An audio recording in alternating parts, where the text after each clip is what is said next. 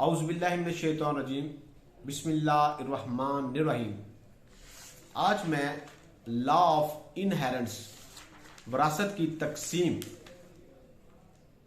का तरीकाकार बताऊंगा।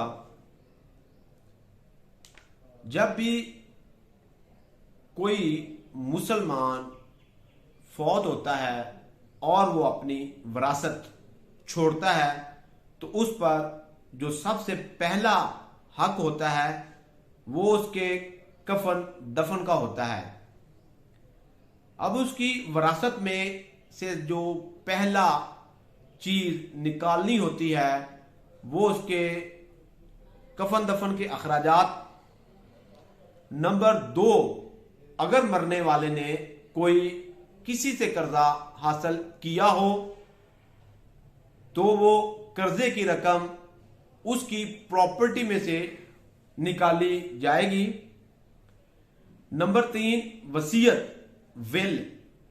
अगर मरने वाले ने अपने किसी लीगल एयर्स के मुतल्लक कोई वसीयत की हो तो वो वसीयत पूरी की जाएगी। यहां पे एक अहम पॉइंट कि मरने वाला 1/3 से ज्यादा वसीयत नहीं कर सकता।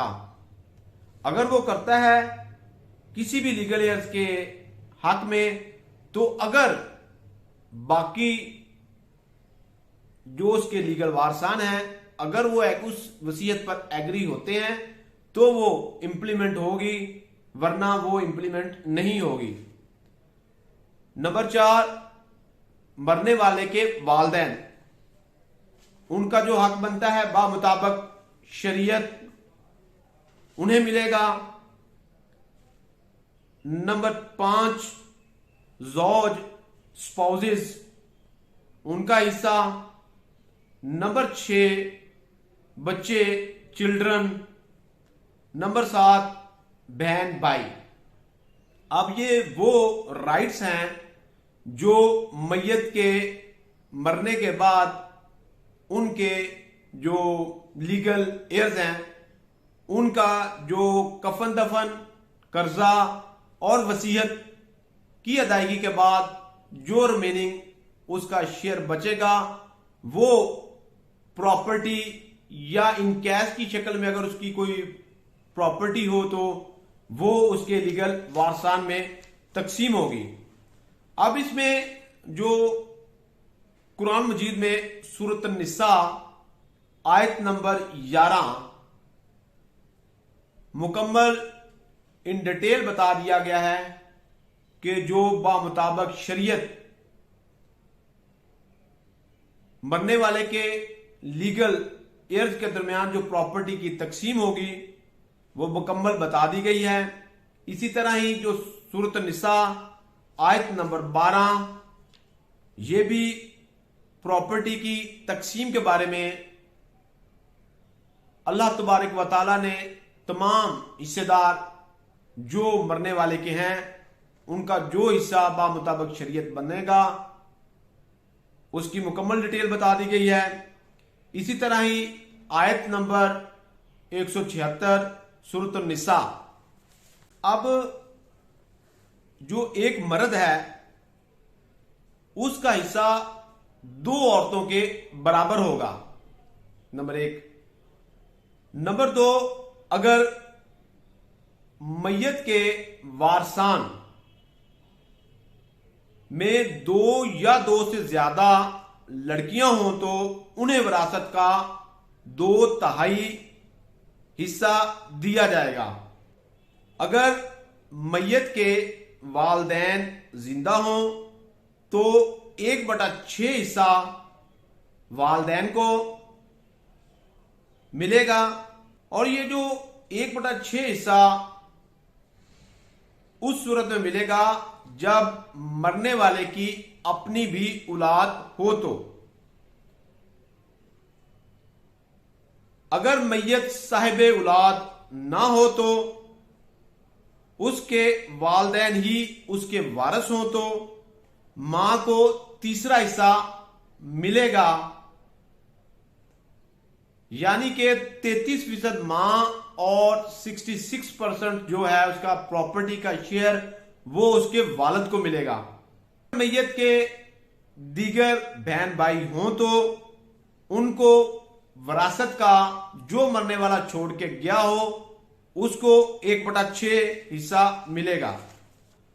इसी तरह ही अगर मरने वाली बीवी हो तो खामंद को बीवी की प्रॉपर्टी में से आधा हिस्सा मिलेगा अगर मरने वाली बीवी की औलाद ना हो तो।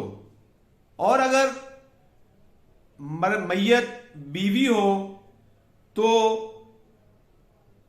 उसकी औलाद भी हो तो खामंद को 1/4 हिस्सा मिलेगा।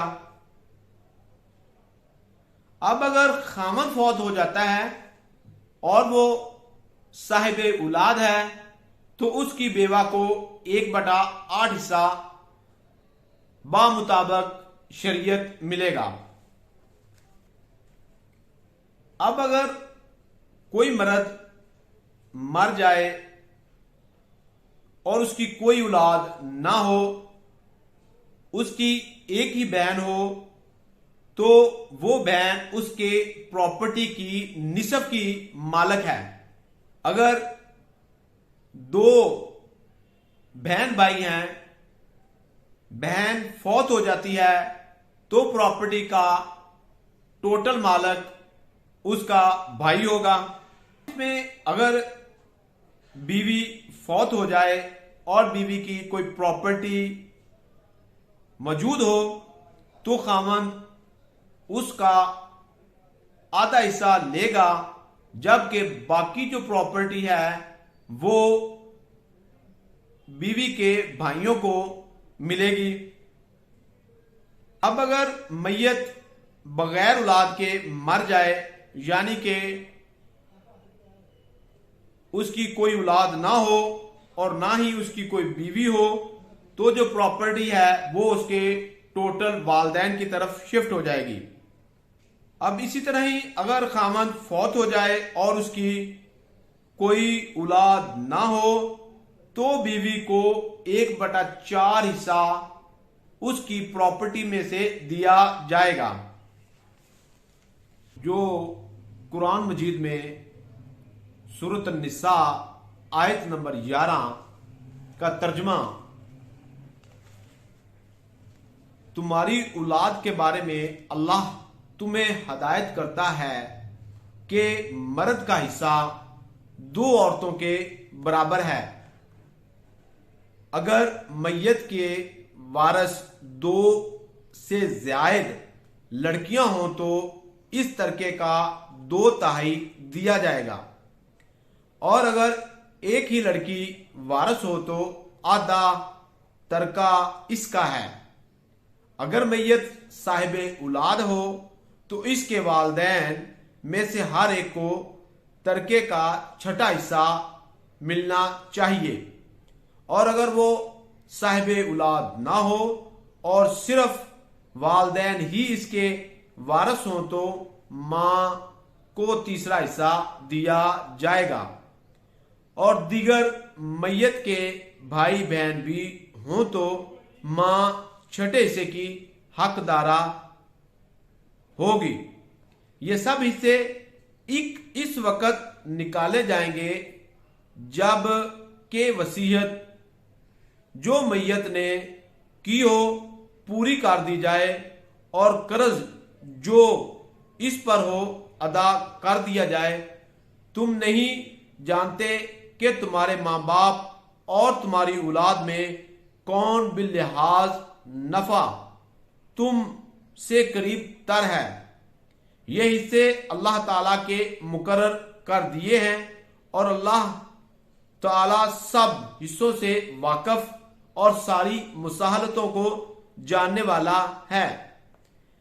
अब सूरत निसा में जिस तरह के मैंने प्रीवियसली बताया है कि सूरत निसा की जो आयत नंबर 11 है इसमें जो मुकम्मल विरासत के हिस्से हैं वो मेंशन किए गए हैं। इसी तरह ही सूरत निसा आयत नंबर 12 तर्जमा, जो माल तुम्हारी औरतें छोड़ जाएं, मतलब कि ये जो तुम्हारी बीवियां माल छोड़ जाएं, इनमें तुम्हारा आधा हिस्सा है, बशर्ते के इनकी औलाद ना हो, और अगर इनकी औलाद हो तो इसमें से जो छोड़ जाएं 1/4 तुम्हारा है।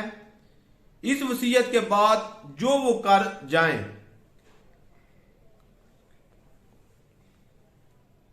कर्ज के बाद और औरतों के लिए 1/4 माल है जो तुम छोड़कर मर्द, बशर्ते के तुम्हारी औलाद ना हो।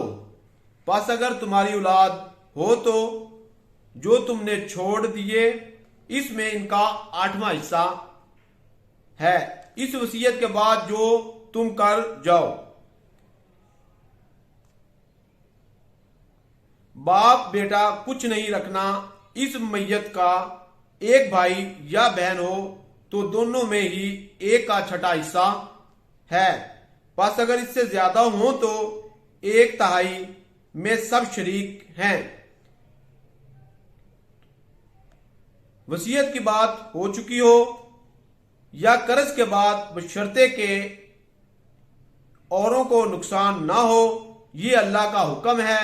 अल्लाह जानने वाला और तहम्मुल करने वाला है।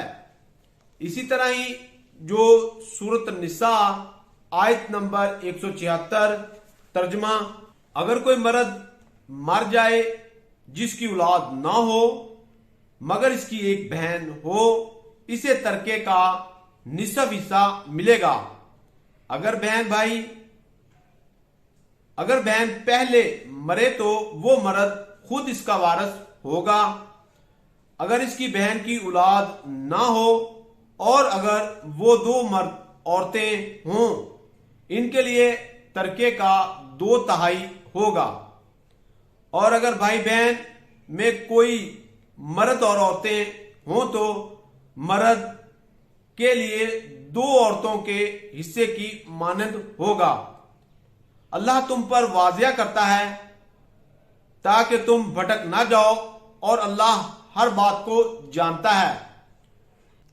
उम्मीद है कि मेरे दोस्तों को जो विरासत है, लॉ ऑफ इनहेरेंस है, उसके मुतल्लक इंफॉर्मेशन मिली होगी।